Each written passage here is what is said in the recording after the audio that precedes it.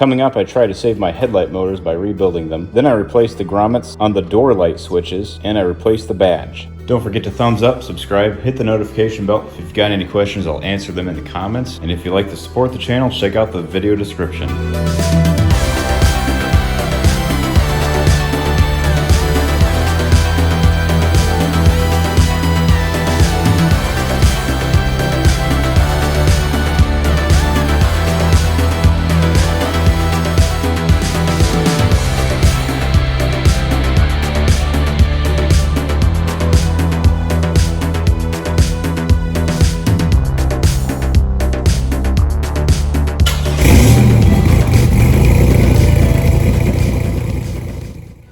So it seems like this little motor screw actually gets stuck too far sometimes, and it gets jammed and it won't actually start up. Additionally, it's also making a pretty dreadful noise. So let's consult the manual and see what it has to say. Again, I bought this for about $40 on Rock Auto. Here are all the instructions and diagrams concerning the circuit in this car. So the manual says here to check the module first and then move on and replace the motor. It seems like the module is working, and I don't think I'm going to be able to replace this even if I wanted to. There is a control module on the top left front inner fender well. There's a chance that my headlamp is getting too tight because the overcurrent detection in this thing is not working properly and the motor doesn't shut off. Everything seems to work normally besides it getting too tight and bound up, and the squeaking, of course. Let's hope that this module is not to blame.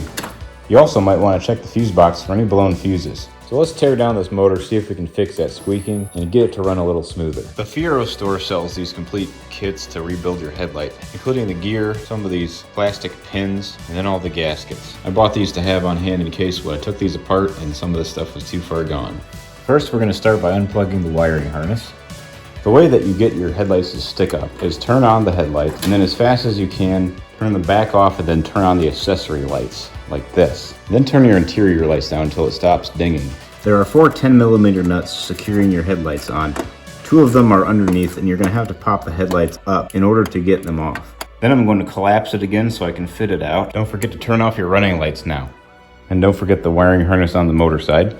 The nuts on the bottom are slotted. Take the top nuts off, rock it forward, and slide it out. There are 3 10mm nuts holding the motor in, and there's 1 10mm nut on the motor shaft. I'm going to manually spin the motor screw in order to get this thing back up again to get the mechanism out of the way so that I can take off the motor shaft.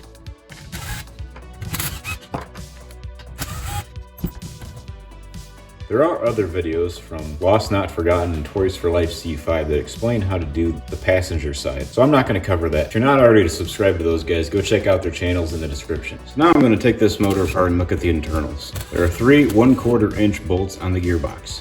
On the top cover, there's actually a washer sitting here on the driver's side. On the passenger side, I believe it's on the other side. A good tug will pull out this motor shaft and this entire gear assembly as well. Interestingly, there is no gasket on the face of this plate here. Don't forget to clean off your gasket surface here. I'm going to use a razor blade. There does appear to be a gasket sandwiched on this motor, so I'm just going to leave this the way it is. Supposedly taking these motors off is pretty tricky. If your gears are pretty dirty, it might be a good idea to clean them off. Well, it appears that these gears are not stripped out, so I'm not going to need the replacement kit that I ordered. So that leads me to conclude that this motor is actually going bad. The startup current is really high on it. There does appear to be a gasket sandwiched on this motor, so I'm just going to leave this the way it is.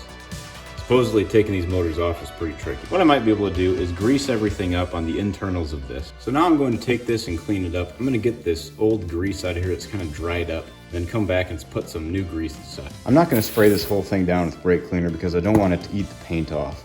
So instead I'm going to spray a rag with some brake cleaner, rotate the motor and the worm gear, and wipe it off as it goes around. You want to clean this grease out because I'm going to put more grease in here, and I don't know what grease this is. Different greases could actually react with each other and break down faster. I'm going to go with some extra silicone grease that I've got laying around. I think I use these for my bushings. Silicone grease is good for metal and plastic applications, and it's water repellent too. If you're going to reuse your gear, then I'd recommend cleaning this off too.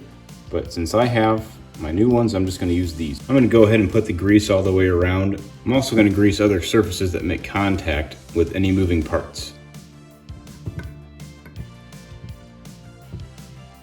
Then put the new pins back in place.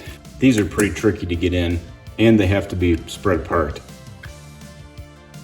Maybe give the worm gear a few spins to start working the grease in.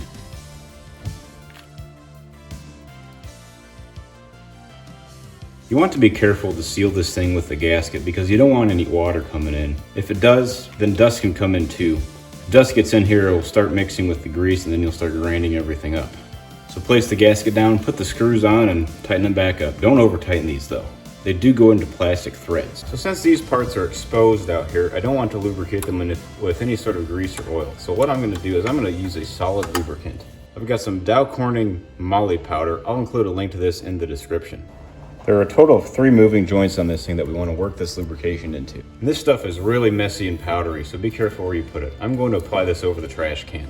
I want to use some gloves. Then there's also the headlight hinges. If you do spill some somewhere, go ahead and vacuum or blow it off. Do not rub it. This stuff really gets into every crevice like it's supposed to. I decided to measure the resistance of the motor coil. All you do is probe either end with a multimeter on the ohm setting. I'm getting between 1 and 1.5 ohms. Upon probing the other side, I'm getting almost exactly the same reading. And this side doesn't give me any issues. It looks like this motor's been replaced before. I decided to take this tape off, and underneath it revealed that the last owner didn't know how to depin a connector when he reinstalled this motor. And I find that these connections were actually just braided together. So I'm going to take these connections apart and do this the right way. First, we're going to strip plenty of wire. There's not quite enough to work with here, so I'm going to find the right wire gauge hole and strip this insulation off. You don't want to get too small of a hole or else you'll cut into the copper wire, and that's bad for conductivity. I've got some heat shrink laying around, so I'm going to cut it to length. Then first slide it over the end of the wire.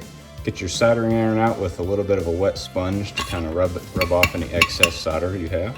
I'm going to separate the strands on each end into 3 little braids, and then I'm going to braid them together. Go ahead and twist the ends of these braids together so they stay a little bit tighter. You really want the braid to make the electrical contact. You don't want the solder to have to conduct the electricity for the joint. Then I'm going to use a solder flux pen to kind of douse this in a little bit of flux. Don't use too much. This helps the solder flow really well. There are solid forms of this that you can get too. The best way is to actually heat up the wires themselves and then let the solder melt into the wire. It's best to use lead-free flux core solder if you can find it. So this soldering iron is having a pretty hard time keeping up, so I'm going to crack out the heat gun to see if it'll help speed up the process. You can see here that the copper is hot enough to melt the lead solder itself and flow freely into the copper braid. This is what you want. Patience is key. It might take a little while, especially if you've got some big thick wires like these. It takes a long time to heat them up to temperature.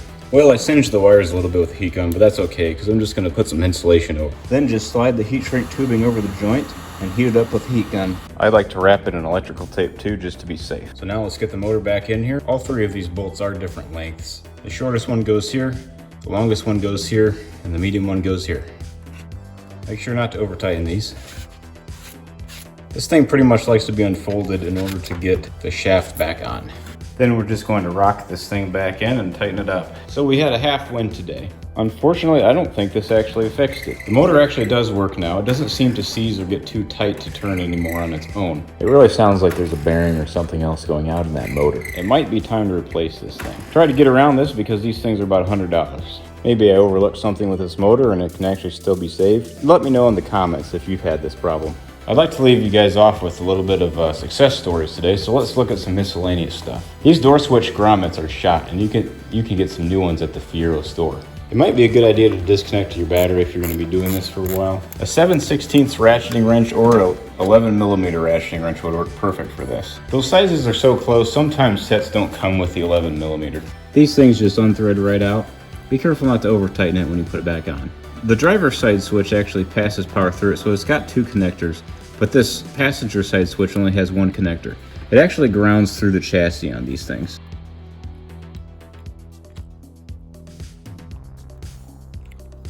This is pretty hard to get to with the ratcheting wrench, so I'm going to use a socket to put it back on. I'm going to try to clock it in the opposite direction a little bit, just so that when this thing is nice and tight, the wire isn't twisted on the back side. So now I'm going to replace the badges. This Fierro Store replica badge is actually pretty good. The red lines seem a little bit thicker than the original one of mine, but all together it looks a lot better. Just get on your handy creeper, stick your head underneath the front bumper with a flashlight, look up, and you can see the pin on the back side of the badge sticking out. It actually has a little 10mm nut-like thing on it. All you've got to do is get this thing off and it pops right out. Maybe clean this up a little bit.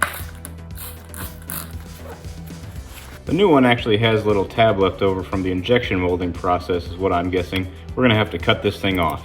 It also has a mirrored notch from the other one, so we're gonna have to drill a hole in the bumper to get it to fit. Since the lines are still on my bumper, since I didn't clean it off very good, I can see exactly where it used to sit. Be sure to mark the very tip of the point with a fine point Sharpie or something. To figure out where the hole needs to go, all I'm going to do is mark this pretty good with some Sharpie, make sure it's nice and wet. So I'm gonna line up all the edges to make sure they're square, and then I'm going to try to rub some of that Sharpie off. And there is exactly where I need to drill. I use the 3/16 drill bit. And just pop the new one right back on. Now all that's left is put the 10mm nut on the back side of this thing. Well, that's all for this video today. Looks like I've got some more work ahead of me with this motor. Anyways, don't forget to thumbs up, subscribe, hit the notification bell. If you got any questions, I'd be happy to answer them in the comments.